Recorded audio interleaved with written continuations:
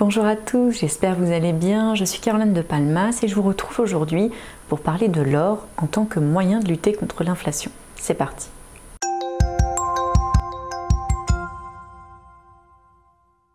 Alors que l'or est considéré comme une valeur refuge par excellence qui est souvent utilisée pour lutter contre l'inflation, la situation est un petit peu différente en 2022 puisque le métal précieux semble avoir perdu de sa superbe depuis son pic atteint lors de l'invasion de l'Ukraine par la Russie en début d'année. Entre politique monétaire américaine agressive, forte hausse du dollar américain et pouvoir d'achat qui se détériore avec la forte hausse des prix observée au niveau mondial, de plus en plus d'investisseurs se tournent vers d'autres investissements que l'or en ces temps difficiles.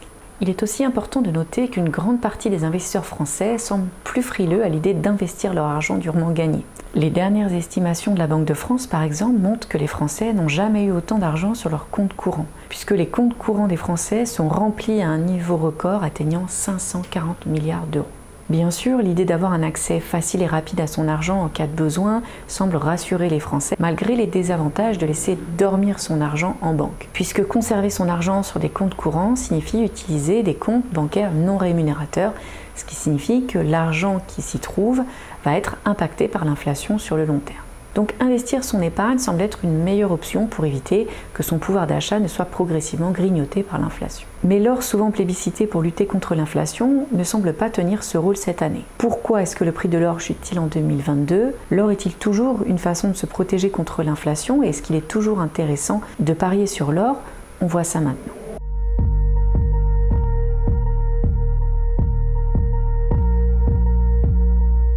L'or semble avoir joué son rôle de valeur refuge en temps d'incertitude géopolitique et de turbulence des marchés boursiers à merveille en début d'année lorsque la Russie a envahi l'Ukraine. Le métal jaune a même atteint un pic à 2070 $ en mars 2022 d'après les données du courtier CFD régulé Active Trades. Depuis ce niveau, jamais atteint d'ailleurs depuis la panique boursière liée à la Covid-19 mi-2020, les prix du métal jaune sont en forte baisse dans un canal baissier et ils perdent d'ailleurs presque 20% depuis le sommet de 2022 et retrouvent aujourd'hui leur niveau d'avril 2020 alors que l'inflation atteint des niveaux records dans de nombreux pays pesant sur les perspectives de croissance mondiale.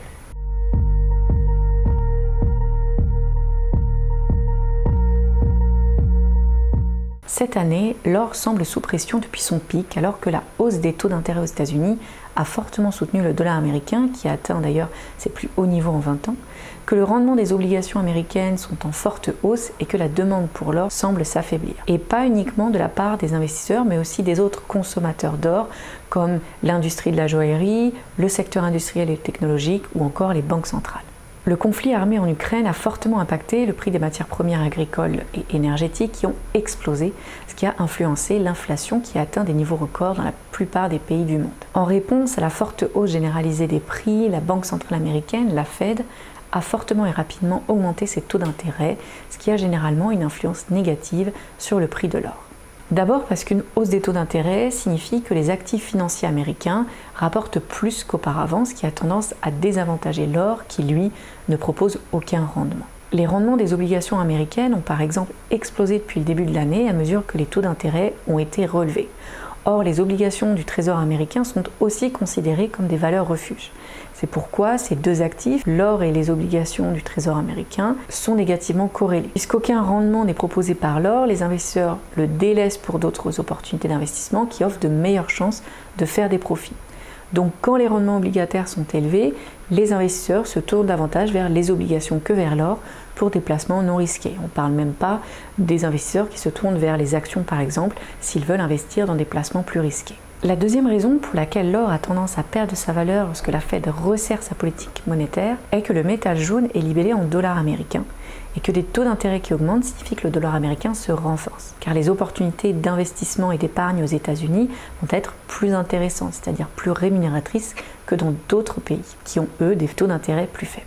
Le dollar américain s'est en effet fortement renforcé cette année et a atteint des niveaux records contre ses pairs comme l'euro, le yen japonais ou la livre sterling parmi d'autres devises. Puisque l'or est libellé en dollars américains, cela signifie que les deux actifs évoluent dans des directions opposées, donc ils sont négativement corrélés. Ainsi, lorsque le dollar américain se renforce, le prix du métal jaune a tendance à baisser puisqu'il devient plus cher sur le marché international où les acheteurs doivent justement vendre leurs devises locales pour obtenir des dollars américains dans le but de payer leurs achats d'or, ce qui tend à réduire la demande globale de métal jaune, ce qui pèse donc sur son prix.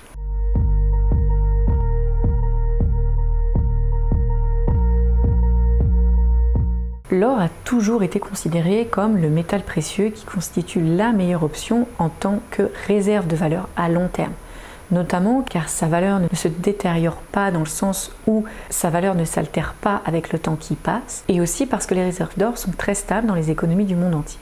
De plus, le métal jaune est souvent considéré comme un signe de stabilité comparativement aux monnaies fiduciaires dont la valeur peut être fortement influencée par les politiques monétaires ultra accommodantes en étant massivement imprimées. Rappelez-vous du concept de la planche à billets, notamment lorsque l'économie concernée rencontre une réelle difficulté ou que les marchés boursiers connaissent une forte baisse et d'importantes turbulences. L'or demeure un placement historiquement apprécié et recherché sur le long terme par les investisseurs en cas de forte incertitude géopolitique ou économique.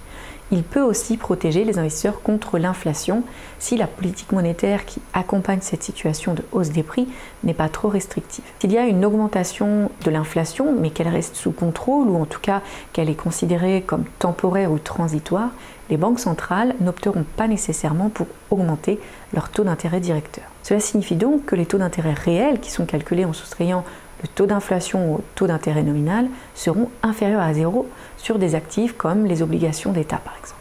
Et la propension de l'or à augmenter dans le sens inverse des taux d'intérêt réels en fait ainsi une excellente couverture contre l'inflation lorsque les taux d'intérêt sont à des niveaux relativement faibles. Si l'on prend l'exemple des années 70, l'or a très bien joué son rôle de protecteur contre l'inflation. Aujourd'hui, il faut aussi prendre en compte le contexte global, la situation macroéconomique qui pourrait évoluer si les principales économies entraient dans une situation de stagflation durable, c'est-à-dire de croissance stagnante et d'inflation, ou si les banquiers centraux décidaient de ralentir leur politique monétaire agressive, donc leur rythme de remontée des taux, voire même si elles devaient baisser leur taux d'intérêt directeur. Dans tous les cas, il est conseillé de diversifier son portefeuille avec une exposition au marché de l'or, qu'il s'agisse d'une exposition physique directe, c'est-à-dire en détenant par exemple des lingots ou des pièces d'or, ou d'une exposition indirecte via par exemple des ETF qui pourraient porter exclusivement sur l'or ou sur des entreprises minières aurifères par exemple. Si vous souhaitez parier sur la baisse ou la hausse des prix de l'or sur le court terme, vous pouvez aussi utiliser des produits dérivés sur l'or comme les CFD ou contrats sur la différence, comme ceux proposés par exemple par le courtier britannique régulé Active Trades. Voilà, merci à tous d'avoir regardé cette vidéo jusqu'au bout. Je vous souhaite une excellente semaine et je vous retrouve bientôt pour de nouvelles vidéos du trading.